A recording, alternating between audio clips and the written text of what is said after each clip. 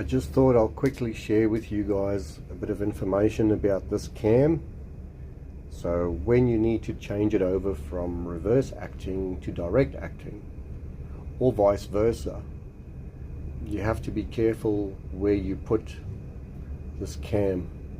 It doesn't lock into a specific position, so you can put this cam anywhere around here, and as you can imagine, it's going to affect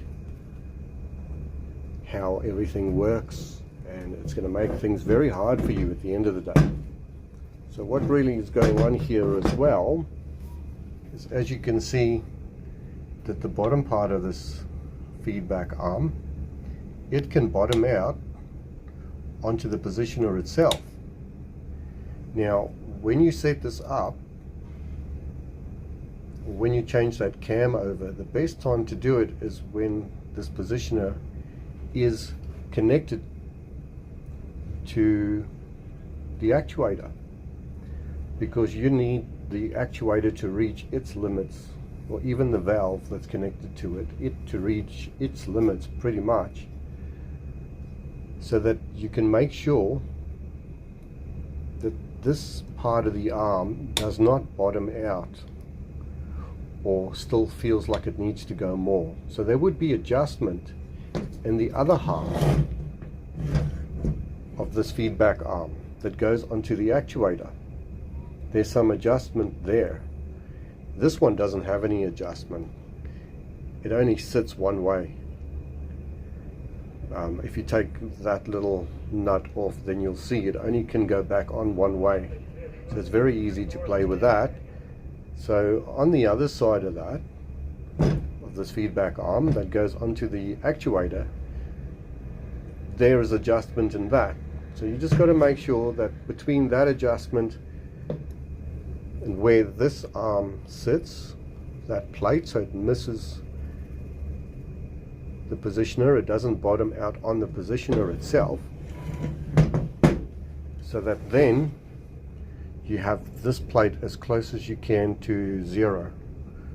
So at the moment, if I bottom it out onto the positioner, you can see it's there or thereabouts, maybe just a little bit on the right hand side of the zero, which means there is a little bit of play.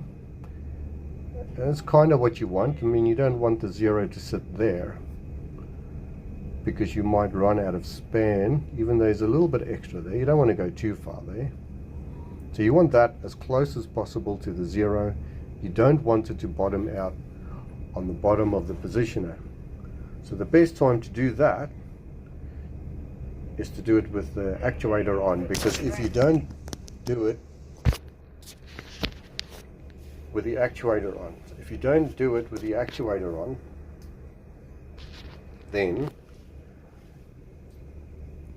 this can turn any which way you want, and you're not going to have it stable like that. I can move that with my hand pretty easily, but if you've got this hooked up to an actuator, you won't be able to move any of this. It's going to be too hard to move. So when you take this plate off and you turn it around, you can easily put that plate where you need to and tighten this back up, because as you tighten that up, obviously it's going to want to try and move everything. But if you've got something solid holding on to it, it's going to make that much easier. Now don't just turn that cam plate around from reverse acting to direct acting when you're doing fault finding. It's not going to solve your problem unless it was in the wrong way in the first place, or somebody else flipped it over. It's just something you're going to have to make sure that you know which way does the valve close and which way does the valve open. So this is standard. It closes clockwise and it opens counterclockwise, looking from the top. So you're going to have to make sure your actuator does the same thing. You're going to have to make sure that the valve does the same thing. Let me know what you think. If you want me to have a look at anything else, if you want me to show you how I do one, that's also fine. Or any other questions you have about these, I will do my best to answer them for you. based on my experience and my knowledge, and what I don't know, I'll do my best to find out for you.